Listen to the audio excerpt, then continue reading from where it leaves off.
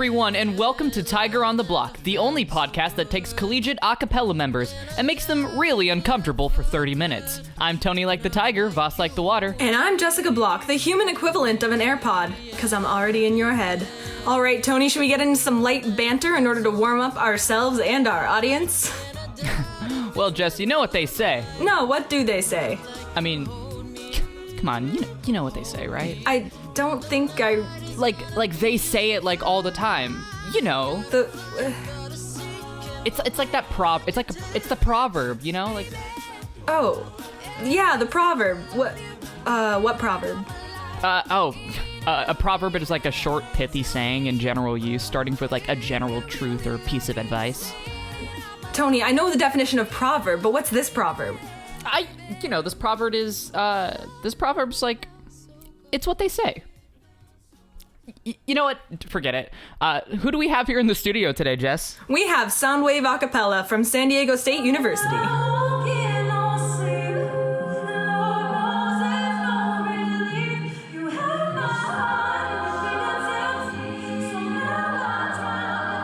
SDSU's very own SoundWave has performed in the ICCAs and participated in the Los Angeles Acapella Festival, as well as other performances on the SDSU campus and around the San Diego area. They have been around since 2012 and are SDSU's first and only co-ed acapella group. We have returning guest Thaddeus Demeke in the studio right now to chime in, as well as two new guests today from SoundWave Acapella. Why don't you two go ahead and introduce yourselves? Hi, everyone. I'm Olivia Kaempf, and I am the newly elected president of SoundWave SDSU, and we're super excited to be here.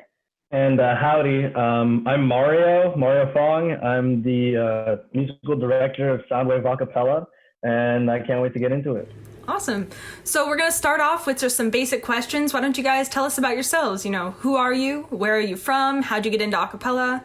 Mario, if you want to start. Well, I started I never had any prior acapella experience before college. I was in a vocal ensemble for 3 years, and I had a lot of fun doing that, but I always thought it'd be really cool to be in an acapella group. I always thought that the idea of music without like a soundtrack behind it, I always thought that was a really cool idea. So right when I got into college, one of the first things I did, and I kind of remember this pretty vividly, like in my in the common room in my dorm at Chapultepec, just looking up acapella groups for San Diego State, and I found this super outdated website, and I was like, okay, well, I could either join Preposterone, which is the all-male group, or I could join SoundWave, and I auditioned for both, and I suppose it just came down to me joining SoundWave. So. And I'm very glad I did that, and I've had a lot of fun ever since. So I kind of had like a similar background as Mario. I didn't really have much exposure to acapella besides just Pitch Perfect, growing up. But I was definitely a total arts kid. I did, theater, choir, dance, band, you name it.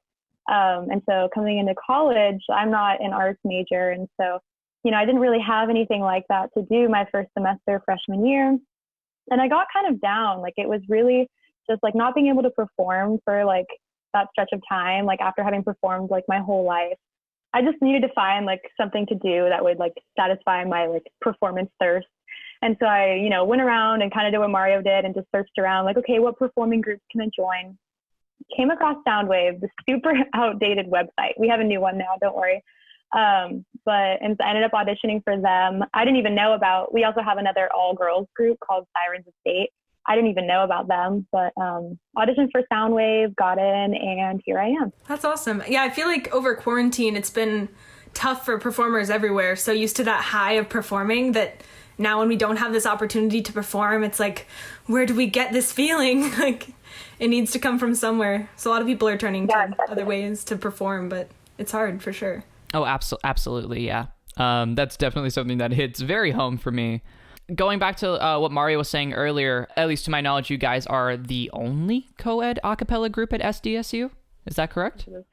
I mean, it's a really unique experience just because obviously most other schools have more than one, if not many, acapella groups, co-ed acapella groups. And so it is kind of cool though on campus because people who know about acapella know about us. And so it's nice to see that like because we are one of the only groups on campus and we're the only co-ed group, people do know about us if they've heard about acapella on campus. We do a lot of like interaction and performances with other schools, other groups at other schools. Like we do a lot of things with UCSC groups. We love them over there. And so they've given us a lot of support as well. And so we kind of like branched out in terms of like making acapella friends around the entire San Diego area rather than just within our groups on campus. That's awesome. It's really important to have acapella friends all over because it just means more performances, more hangouts, and you learn a lot too from other people in acapella. Thad, unless you have anything to add. Yeah, so I think in general, we would like to see more groups like at San Diego. Like it would just be cool to spread acapella and enjoying acapella to a lot of different people. But right now it's sort of just getting more people involved in, like the people that know about acapella know about SoundWave, but we can just get more people knowing about acapella and excited about it. I think those are our plans for the future. After this virus permits us, we would love to like really go out there and try to market like SoundWave to more people in the community at school so that everyone knows about acapella. And it'd be cool if there were some more other groups, that were formed. And I think, like Olivia said, we do kind of reach out to other schools and other groups just because there aren't that many groups at our school. So like a lot of our inspiration, we literally, I think similar to what we did at Pitch Please in the beginning, we just look outside of the area and look at other groups competing in ICCA. So once we kind of joined like the ICCA competing group, sort of used that and reached out and connected to other groups so that we could become more involved in the actual acapella community that's not just at our school. I guess we've talked a little bit about your group and a little bit about yourselves. Putting those two things together, what are your guys' favorite things about acapella? Like, what do you love the most about being able to sing with groups of people without backgrounds, hang out with these kind of people? What are your favorite parts? I think my favorite part of doing acapella, and this is definitely from like the creative side, like making your own music, because that side of it, because my favorite thing about doing acapella is arranging and like facilitating this creative outlet for like our members, and especially arranging things and turning our arrangements into like a physical sound and getting all the players and all the actors in our set and in our songs singing this thing that me, myself, or whoever the arranger or whoever the musical director or the leader made. Like it's such a gratifying feeling to create something and then to hear it come back at you and to be able to fix it and make it sound as good as you want it to, or to hear like a little motif that you added yourself, that it's just like the manifestation of your creativity, and it's pretty satisfying.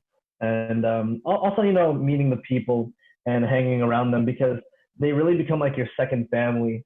And an organization like this, it's sometimes like when you're trying to get things done, you want things to be done very professionally or very efficiently. But you also have to realize the nature of a collegiate a cappella group is, yes, you guys are co-members of an organization, but first and foremost, you're friends. Like you have to be friends. And we try really hard to like create a familial environment in our group. And I really love the spirit of the friendships and the bonds that we make. We hang out all the time. The days leading up to quarantine, we just hung out together for a few days. Like just being able to meet everybody is one of the best parts about being in the group. Yeah. And if I can just add something onto that really fast, just to emphasize what Mario said, and I think that a lot of, like most people in acapella can probably relate, that one of the most important things is just like being together as a group and like being like such a unit that you can work together so well and like understand each other so well that your message and music can come across more effectively. Like I honestly think that that's definitely one of our strengths as a group, is that we do hang out a lot outside of rehearsals. We spend a lot of time together. We get to know each other very well. Every single one of us, when we auditioned, we had to have like an interview with a current member to see if we could get along with everyone, could fit in with the group.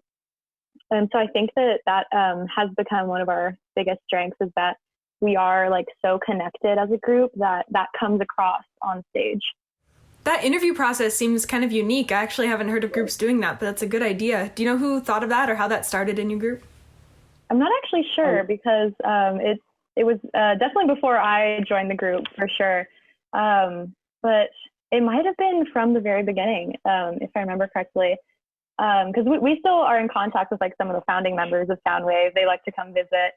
And it's just always kind of been a tradition where, people audition, and then if they get a callback, then at callback, we'll do one-on-one interviews. They're like 5 to 10 minutes long, and just get to know the person. Like, what are they like? Does their personality would their personality fit in with the group, kind of thing? Like, are they excited about acapella? That kind of thing. And it really has helped see like, what people are like truly excited to be there. Like, what are their motivations for wanting to join a group like this, and just getting to know them more.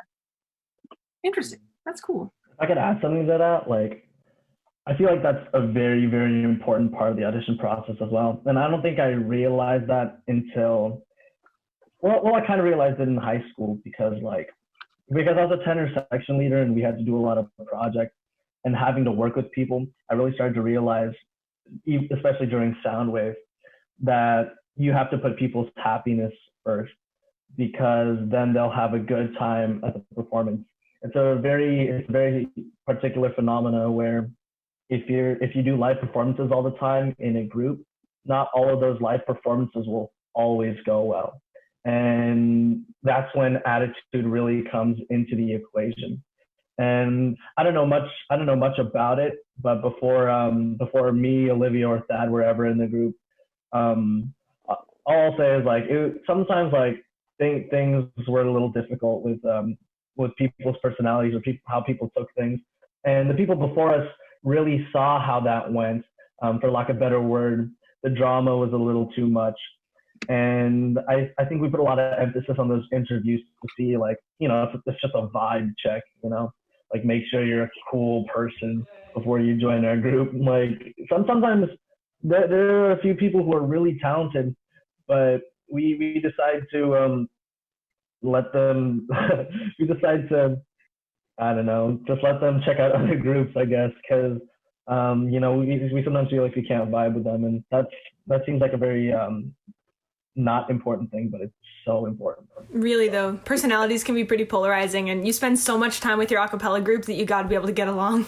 But yeah, not to say that we don't let in anyone that we don't get along with, but we have had people in the past come in and they are talented when they audition, but they also they don't have a great attitude about what they're doing, and maybe aren't joining a group for the best reasons, or maybe they just don't have the best attitude about performing and being in a group setting. And so interviewing really comes into play a lot during those auditions. And yeah.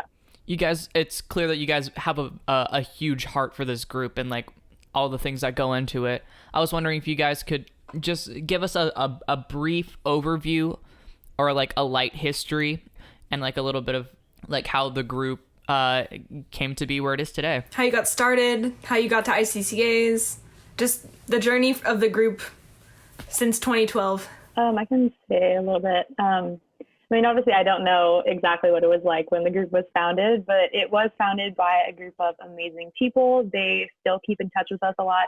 A few of them actually came to our quarterfinal, our ICCA quarterfinal, to cheer us on, which was really nice. And but they were a group of really driven, really passionate, very talented people. And then once they started, kind of graduating and leaving the school and new people came in, I think the group kind of lost its drive kind of in terms of wanting to compete and wanting to go to a lot of festivals and do a lot of performances and things like that. And so I know that right before I joined a year ago, there was kind of a more down moment where the group wasn't performing as much.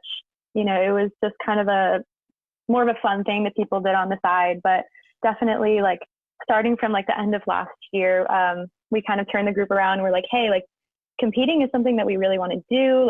Performing in these festivals and doing more with our music is something that we really want to pursue. And so it kind of shifted the group dynamic a lot, especially at the beginning of this year when we started preparing for ICCA.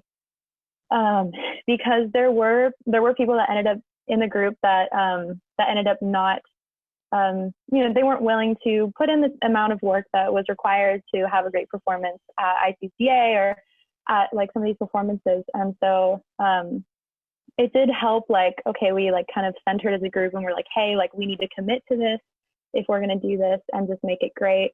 And so it definitely like we've definitely had more drive and more motivation as a group in the past year than I think we've had since like the group was founded. If I could add to that, like, yeah, I felt that as well. There was like a dip in motivations, at least towards like certain things like competing and performance.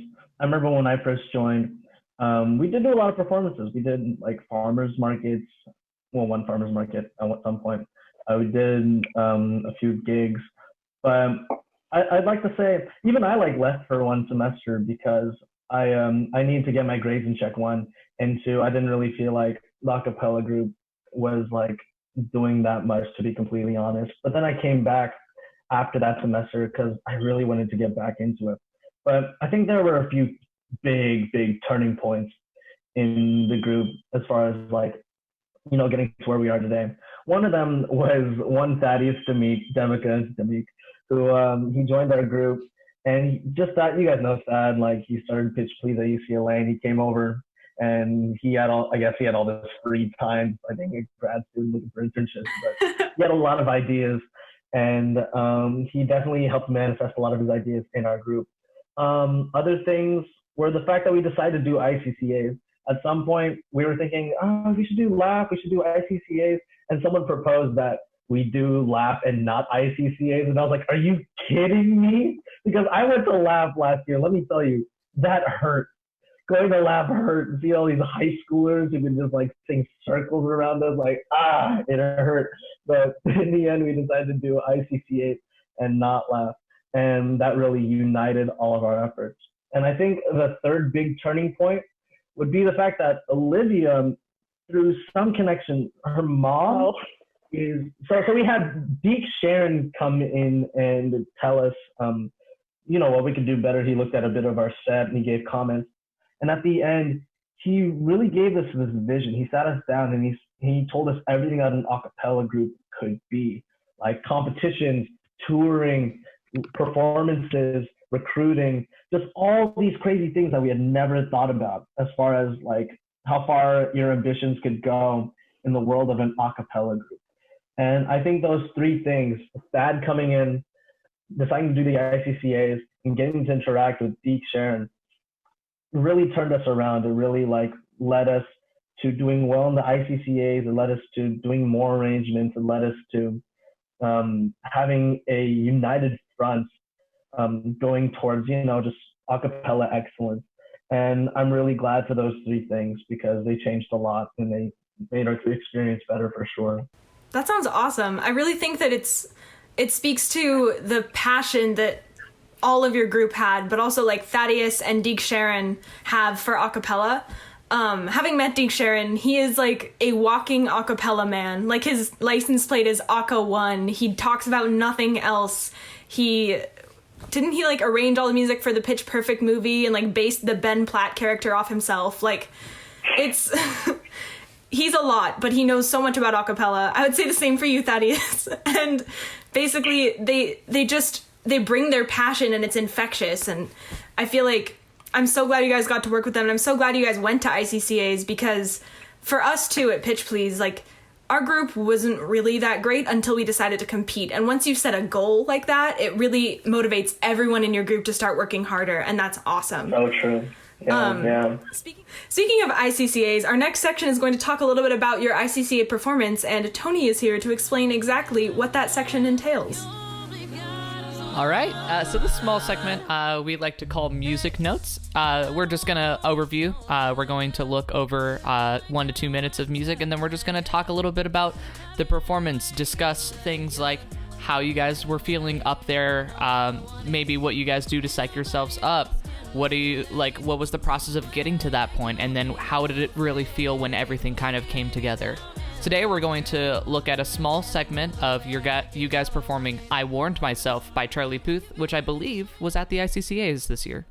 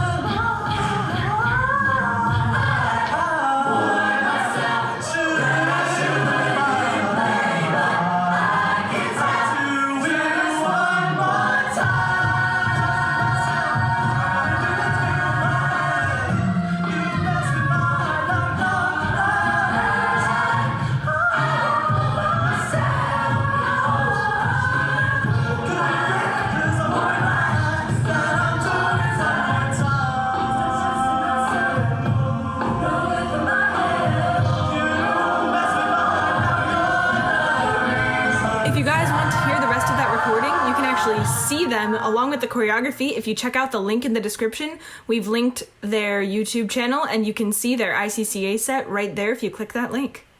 It's absolutely worth seeing. Their visuals are stunning. They're a choice of like, it's really something like it's a full experience. It's not but I would like to talk to just like you guys and see, hey, how was that experience going into the ICCAs?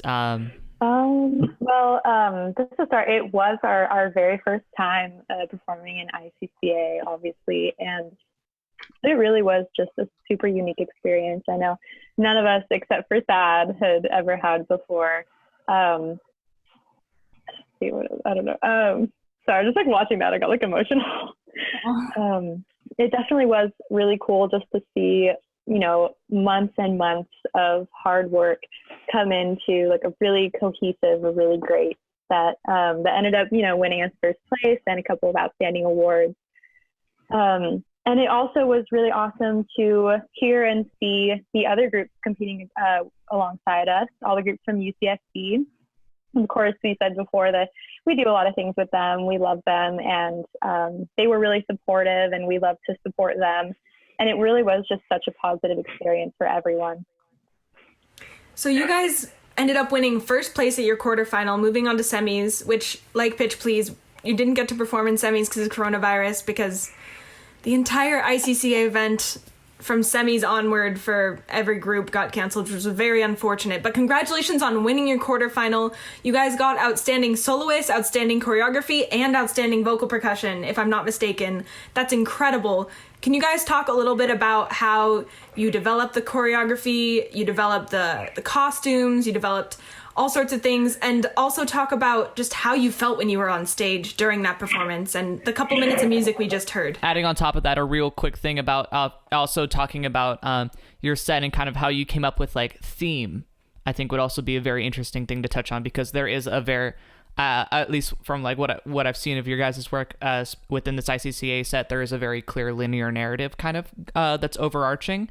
And there's some great stuff happening with the costumes and everything that went into it. And so I would love to hear more. Well, I think it'd be good to start with the very beginning.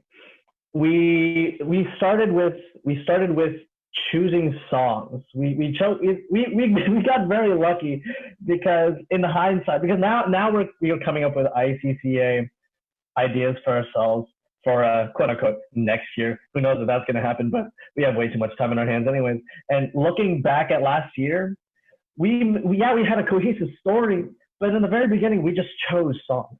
So we just had a democratic vote on like which songs we liked. If songs weren't liked that much from votes, then we threw those songs out. And at the end of it, we were left with 6 songs.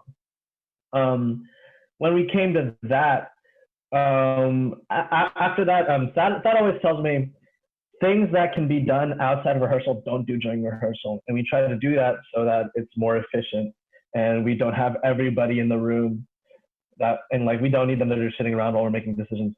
So after we picked those 6 songs, it was me, Carlos, Thad, and Daniel. That was like kind of our decisions council in the very beginning. Very man heavy, pure coincidence. But we were in a room and we were there until like maybe 1 or 2 or 3 in the morning, just writing on a whiteboard, just literally storyboarding. And we were just putting the songs in an order and putting a story behind it. And I remember I came up with a good idea and I wrote it at the top of the whiteboard, just like this crappy like stick figure symbolism line across half of the top of the whiteboard. And then Daniel came up with his own, and we really liked Daniel's, and we went with that. So, I forgot to mention, we also, that was in the beginning, before everything, we decided on a theme. Our original theme was sex and drugs. Now, I don't know if you've seen the set, but it's not much to do with sex and drugs. It's just like a love story of 2 people and their journey together, generally speaking. But, you know, like the product doesn't have to be what you first imagined it was going to be. And we definitely took all that. We took sex and drugs. We turned into a not so simple love story. And yeah, and we kind of made it our own. We made a story, and I think hopefully that's what a lot of people notice about our performance. I think our big unique thing was that we had a story, and we had a lot of conversations about how to express that story. I remember once once I felt more experience with being musical director, I tried to really push conversations. Like I told them, if our performance was a book, what message, like what theme would you want to impose on our audience? Because our goal is to really send that message to our audience, and it's very interesting with any sort of media, really, because you have to take that exigency and the meaning, and you have to make sure that the audience gets it, because they can interpret it however they want. But the clearer it is, I think the more the audience would appreciate that, because I think it's very hard to get something that anyone can interpret any innumerable amounts of ways, and to really center that message into one thing that the audience can get. And I do believe that they got it, and I'm very glad for it. Yeah, as someone who watched the video of your set, that is, without knowing what to expect, I definitely got the storyline. It was very clear, and it was actually really interesting and fun to follow along while the songs were going and the themes were all running together, and it was awesome. It was like watching a movie. You should have seen us in that classroom. We were like, okay. So the guy and the girl, and then the guy messed up, and the girl, and then their society, the one girl's the main one, but then there's a ghost. One of them is a ghost, or like that's her consciousness. Oh yeah, that's her consciousness. Ladies and gentlemen, the world of acapella. Yeah, but that's so great to hear that, like, you know, people actually watch our set and like get the story, because that was like our main thing, is like we have to make them like feel what we're feeling. Like we have to make them like understand like this story that we've been thinking about for so long. And actually, like another thing that we ended up doing, it was after we like had the chance to meet with Steve Sharon, and he gave us some advice about our set. He gave us this like amazing piece of advice that basically like all emotions can boil down to like I think it was like 5 like core emotions, kind of like think like Inside Out kind of thing.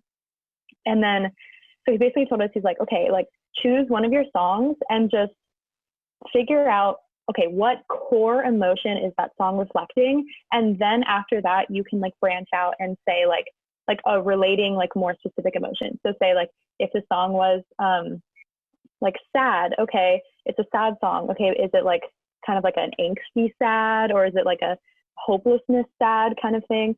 And so we went through song by song, and we figured out like exactly what emotion we were wanting to be feeling, we wanted the audience to be feeling. And it was kind of like our mantra almost, like in the weeks and like days like coming up to the quarterfinal, we would just like stand in a circle and like talk about the set for like the first like half hour of rehearsal, and just go around and say, okay, like, you know, the first song, like this is what we're feeling, this is what we're thinking. And everyone kind of like gave their own input of like what that story meant to them. I remember like for me personally, that was a huge breakthrough in terms of like I actually like felt the story for like the first time. Yeah. After just like delving so deep into that. And so I think that was like props to Deek Sharon for giving us that advice, but it was like just one of the best things to bring that story to life. So that's awesome to hear that, you know, people watch it and actually see it. Yeah, a lot of people don't realize that music isn't just playing the notes on the page perfectly and that's great music. You have to feel it. You have to think about your past experiences. You have to think about what this music makes you feel, and then you have to let that emotion bubble up into your brain, into your face, into your performance, and just project it out to your audience. And I think you guys did an excellent job of that. And I think it's really hard to do, and it's something that not everyone knows is a part of making really good music. Thank you so much. Yeah, that means a lot. Yeah. Shall we hop into the next bit? Let's hop. All right, well, we have a game for you all to play, but before we get into that, we would like to thank our sponsors. Today's episode is brought to you by Niche Music. You probably never heard of it. And by AirPods. Yo guys, you don't even need wires anymore. That shit's crazy. Did you know that, Tony? I did, Jess. You're kind of on this whole AirPods thing. Is something? Did I miss the memo or? They're wireless, dude. Yeah. Yeah. Crazy stuff. All right. Well, we have this game is a new one for us. It's called Pick a Song, Any Song. But if you pick our song, you have to sing it. Ha. Is that what you expected when you wrote it? Yeah, I wrote it in all caps, and I did write in the ha at the end. I love it. So I'm going to explain this game to you guys so that you know exactly what's going on before you get into it. We're going to name 3 songs to you guys, alternating back and forth. So it's your turn, you get 3 songs. It's the other person's turn, they get 3 songs. And of those 3 songs, you pick one. And if you pick the same song that we picked, which we picked ahead of time, I promise we won't cheat on this, guys. We have songs picked. We're not just going to pick whatever song you pick. If you pick the same song we pick, then you must sing that song. Not the whole thing, but just a little bit of it. And we will get to hear you guys sing and get to see what songs you know, and it's going to be a good time.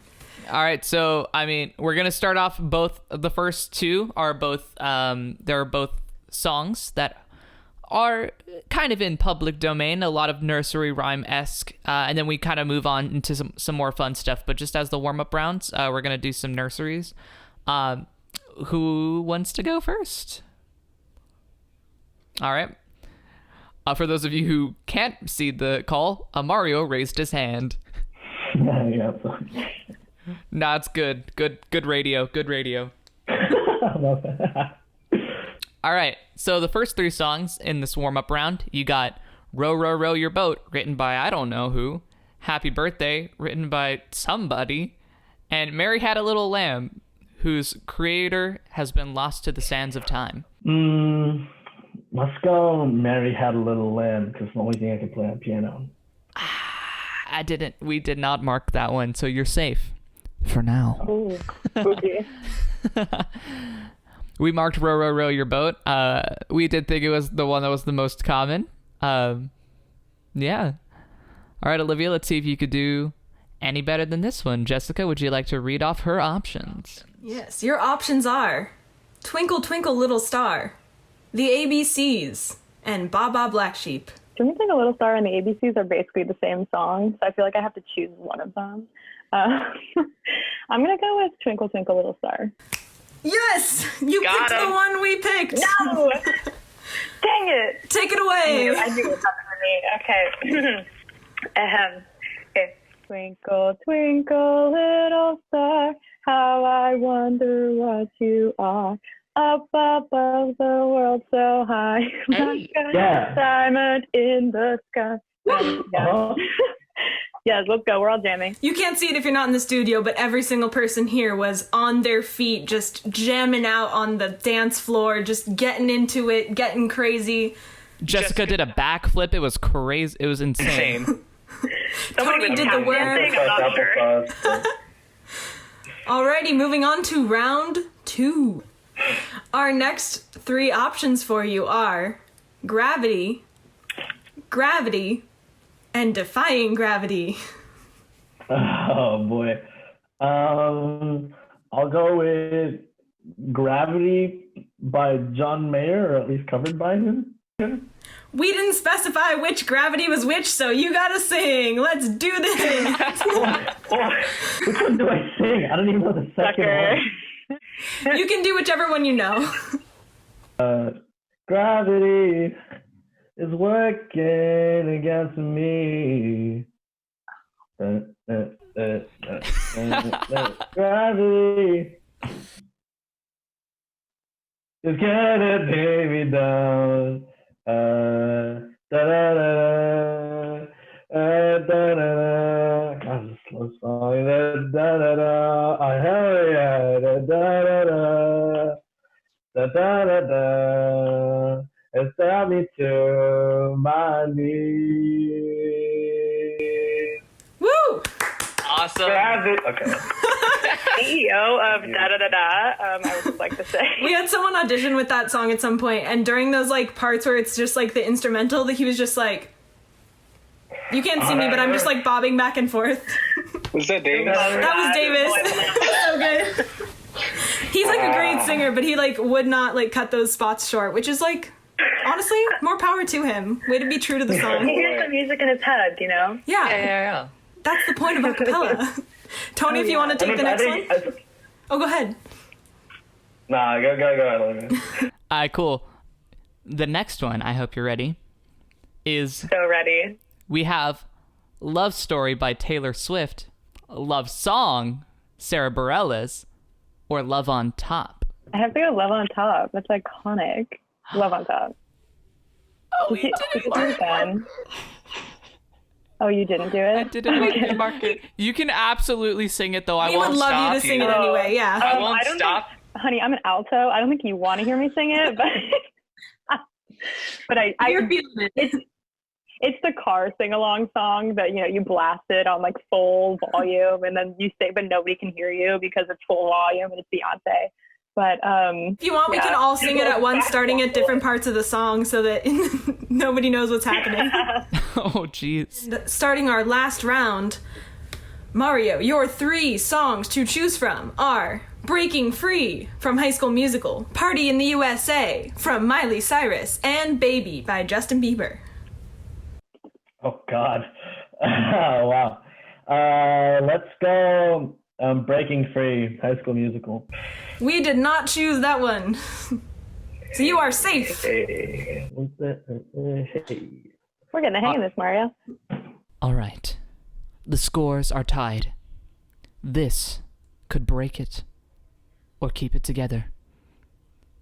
Your choices are All of Me, All for Us, and All for One, High School Musical. I'm going to go All of Me.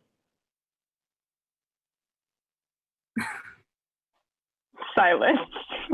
You safe? You did it. Yes. It's a tie.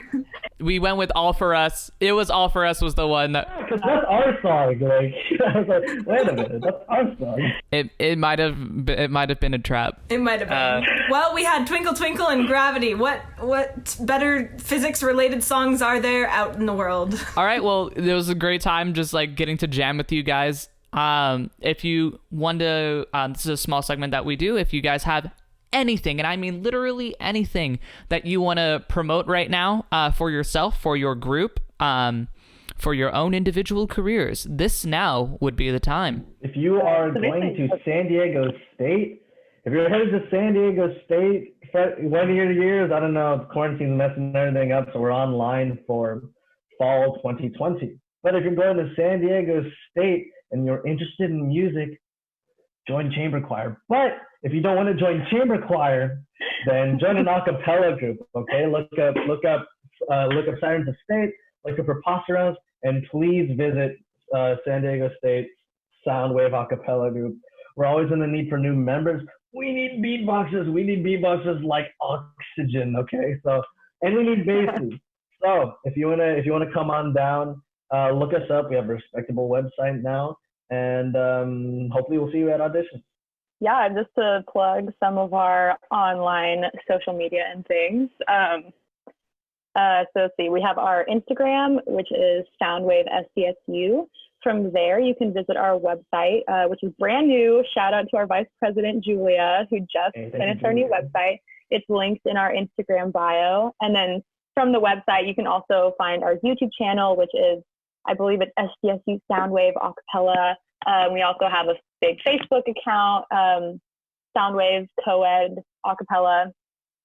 And you can visit us on any of those, contact us from any of those if you're looking to audition or just looking to hear some good music. So thank you guys so much for having us. We were super excited. You know what I realized right before this? I realized there's a SoundWave transformer. Did you know that? What? Yes, that came up when I looked you guys up. Oh, the website. I was like, oh, yeah, there's a SoundWave transformer. Okay, yeah, because whenever I Google SoundWave, it always comes up. I got to bring that up. Okay. It's hilarious. Yeah, if you need a transformer, you're in the wrong place. Yes, exactly. We're not a transformer, I promise. If you're auditioning to be a transformer, please find another acapella group. You're looking for Universal Studios. Well, we will have all of your guys' social media outlets and your website and your YouTube page linked below in the description. So if you guys want to look at SoundWave stuff and you want to check them out more, please go to any of the links below in the description and you can see all of their awesome work they put out. ICCA music video is coming soon. It'll be, we'll probably post it everywhere, but like it'll be on the YouTube channel for sure. Our actual music video with like edited and mixed audio. That's happening as we speak. So look out for that. And we'll probably post like how we're going to do auditions in the fall after we learn more soon about what's happening with school. We got a video coming out. Please like and subscribe. Hit that bell button. Smack that subscribe button with your forehead. Thank you. Well, thank you guys so much for just taking this time with us, hopping on a call and being able to just like conversate about acapella and your guys' experience with it. It's honestly been so awesome for us to be able to have this podcast and to have different groups like you really just come on, get to talk about your experiences and flaunt a little bit. You know, we all need it sometimes. We would also like to thank our moms for keeping quiet while we record. Happy belated Mother's Day. And our communications manager, Lorelei Phonexar, for taking all of the calls that we get each day. And of course, our listeners. Thank you for tuning in. Join us again next week when our guest will be Awaken Acapella, chiming in from UCLA. This has been Tiger on the Block. Remember to treat those vocal cords right. Try out that riff you've always wanted to try. And chug a ton of honey.